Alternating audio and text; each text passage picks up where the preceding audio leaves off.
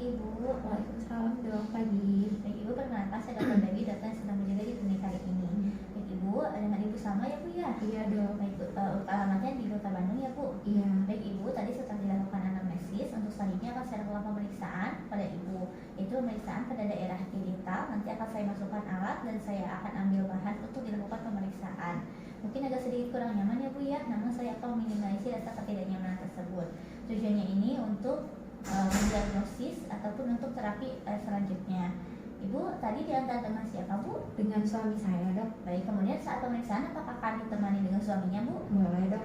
Baik Ibu, kemudian nanti sebelum pemeriksaan silakan Ibu untuk buang air kecil terlebih dahulu ya Bu ya. Apakah setuju untuk dilakukan tindakan ini Bu? Setuju dok. Baik, jika setuju silakan tanda tangani terlebih dahulu ya Bu, lembar persetujuannya. Bisa dok. Baik, kemudian Ibu nanti silakan pakaiannya diganti dengan pakaian yang kami sediakan ya Bu ya. Mangga silakan untuk berbagi tempat pemeriksaan. Turun nih Bu. Baik dok.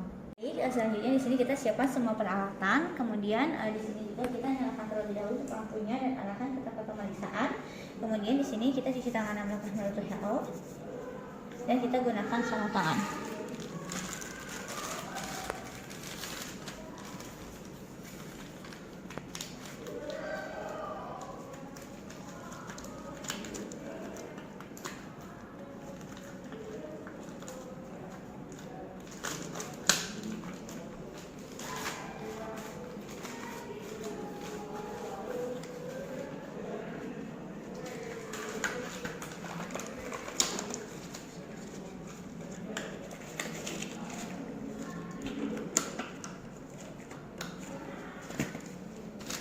Baik, yang pertama untuk pemeriksaan abdomen, di sini kita minta pasien untuk berbaring di meja pemeriksaan dengan posisi terlentang.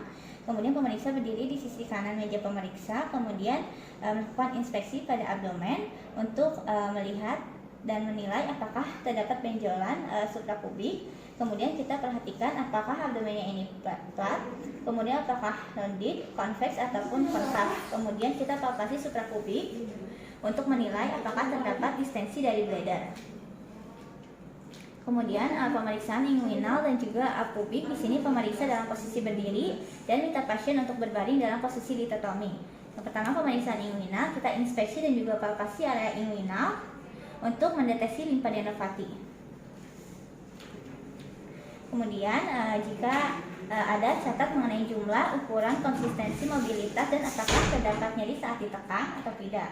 Kemudian pemeriksaan dari pubik, kita inspeksi kulit pubik untuk kelainan kulit seperti makul, papul, kemudian vesikel, erosi, dan ulkus. Kemudian pada rambut pubik kita lihat juga apakah terdapat kutu dan juga telur kutu. Kemudian pemeriksaan pada vulva dan juga uretra. Di sini pemeriksa dalam posisi duduk, kemudian pemeriksaan pada vulva, bersihkan area vulva dengan menggunakan kasa. Kemudian inspeksi labia major dan juga labia minor untuk eritem, kemudian edema, fissure, papul, vesikel, kutil, erosi dan juga ulkus. Kemudian kita pisahkan labia major dan juga labia minor menggunakan jari telunjuk dan ibu jari untuk memeriksa klitoris dan meatus uretra eksternal. Kemudian kita inspeksi klitoris untuk melihat apakah terdapat pembesaran yang menandakan maskulinisasi gangguan endokrin. Kemudian kita inspeksi meatus uretra eksterna, kita cari apakah terdapat eritem, edem, dan lesi atau discharge lainnya. Kemudian jika terdapat discharge, maka kita catat mengenai jumlah, warna, dan konsistensinya. Jika tidak ada cairan, maka pijat uretra dengan cara meletakkan jari telunjuk ke bagian depan vagina. Kemudian kita lakukan gerakan milking dari belakang ke depan. Kemudian kita periksa kelenjar periuretral dan lihat apakah terdapat pembesaran atau keluar cairan. Kemudian pisahkan kedua labia minor dan kita menggunakan jari telunjuk dan ibu jari. Kemudian kita amati introitus vagina, apakah terdapat discharge. Kemudian jika terdapat maka kita catat mengenai jumlah, warna, dan juga konsistensinya. Kemudian kita palpasi dari kelenjar Bartholin kiri dan juga kanan pada posterior forehead dan pada posisi jam 5 pada posisi kiri dan jam 7 pada bagian kanan menggunakan jari telunjuk dan ibu jari.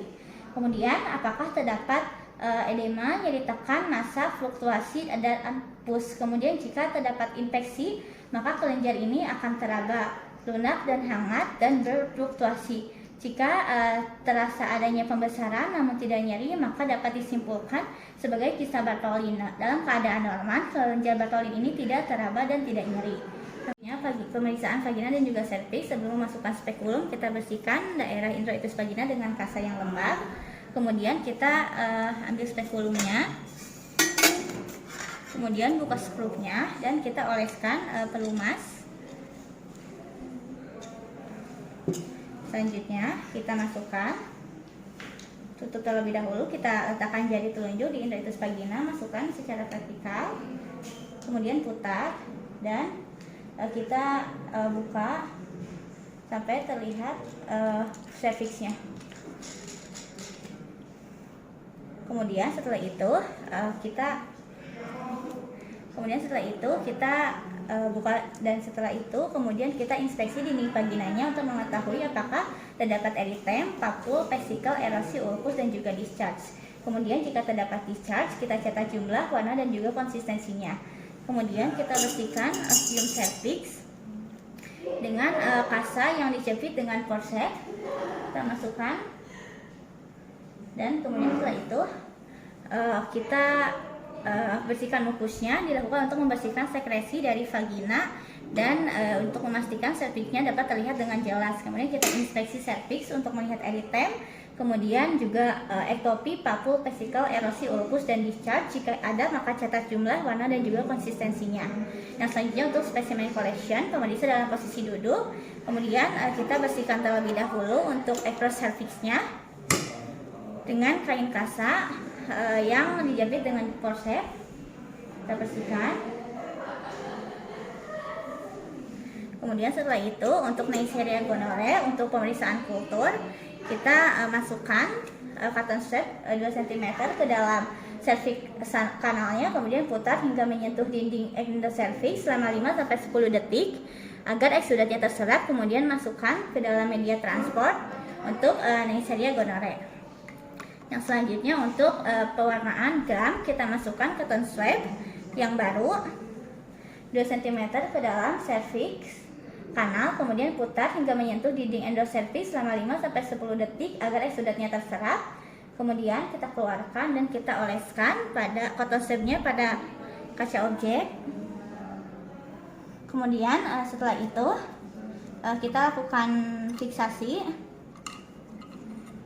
di atas Bunsen burner dan kita lakukan pewarnaan gram. Untuk yang selanjutnya yaitu untuk chlamydia trachomatis, kita masukkan cotton stick 2 cm ke dalam cervical kanal, kemudian kita putar dan tekan pada mukosa endocervixnya selama 5-10 detik. Kemudian kita masukkan spesimennya ke dalam media transport khusus untuk pemeriksaan PCR. Yang selanjutnya kita masukkan untuk Klucel, kita masukkan cotton stick baru ke dalam dinding lateral vagina. Kemudian cairannya kumpulkan dan kita roll di atas gelas lainnya. Kemudian setelah itu juga kita lakukan fiksasi dan kita warnai dengan gram.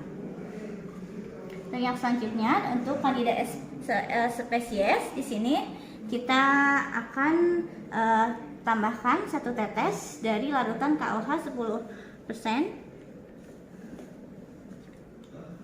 Kita tetesi. Kemudian setelah itu kita masukkan cotton stick yang baru ke dinding lateral vagina. Kemudian kita letakkan di atas slide seperti ini, diputar dan kita tutupi dengan menggunakan cover slip.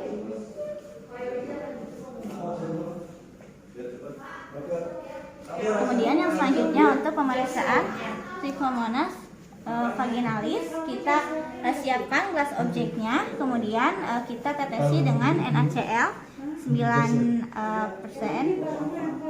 Kemudian setelah itu kita masukkan dari cotton sticknya ke dalam area fornix posterior. Kemudian kita letakkan di atas objek gelas dengan cara diputar. Kemudian setelah itu kita tutup juga dengan cover slip. Dan setelah itu kita lakukan pemeriksaan di bawah mikroskop dalam waktu kurang dari 10 menit. Yang selanjutnya ini untuk penentuan dari cairan pH-nya.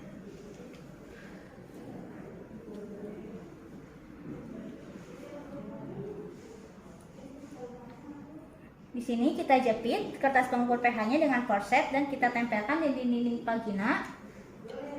Kemudian di area dekat kornis lateral jangan menyentuh untuk ujung serviksnya. Kemudian setelah itu kita keluarkan dan kita sesuaikan dari perubahan warnanya pada kertas pengukur pH-nya dengan warna yang standar. Kemudian untuk yang selanjutnya, flight test atau untuk amin test, kita di sini lepaskan spekulum. Kita beritahu pasien bahwa kita akan melepas spekulum dan kita minta pasien untuk relax. Kemudian kita buka terlebih dahulu untuk skrupnya.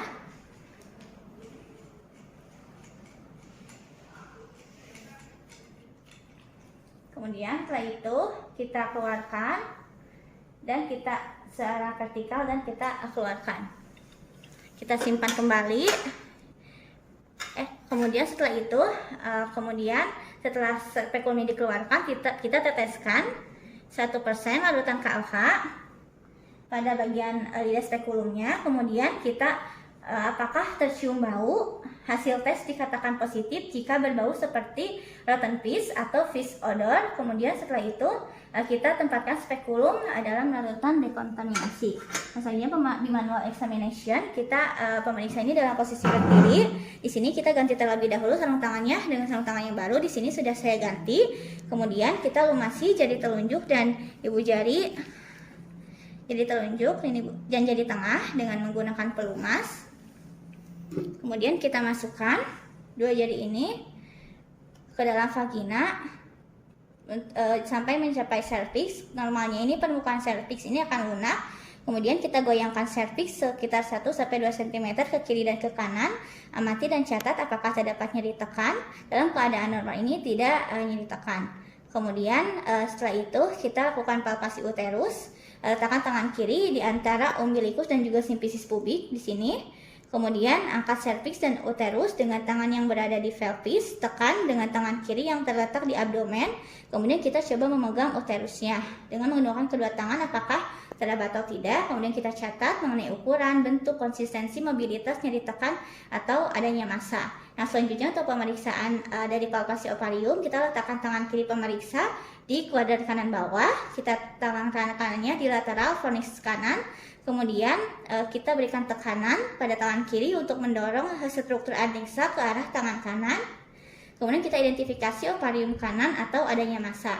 Kemudian kita catat mengenai ukuran, bentuk, konsistensi, mobilitas, kelembutan dan juga massanya. Kita ulangi prosedur pada bagian kirinya. Nah, ovarium ini normalnya terkadang terasa nyeri saat ditekan. Dan ovarium bisa dirasakan pada wanita kurus tapi sulit dirasakan pada wanita yang gemuk. Nah, selanjutnya untuk pemeriksaan perianal, pemeriksa dalam posisi duduk, kemudian bokong kiri dan kanannya ini dipisahkan untuk pemeriksaan daerah perianal.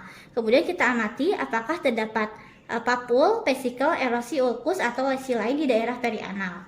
Kemudian dokumentasi, baik setelah pemeriksaan selesai, silakan kita beritahu pasien untuk pemeriksaannya sudah selesai dan silakan menggunakan pakaiannya kembali, ganti kembali pakaiannya dan kemudian tunggu di ruang tunggu. Kemudian kita sebagai pemeriksa menulis di rekam medis pasien atau di rekam medis pasien mengenai hasil pemeriksaannya.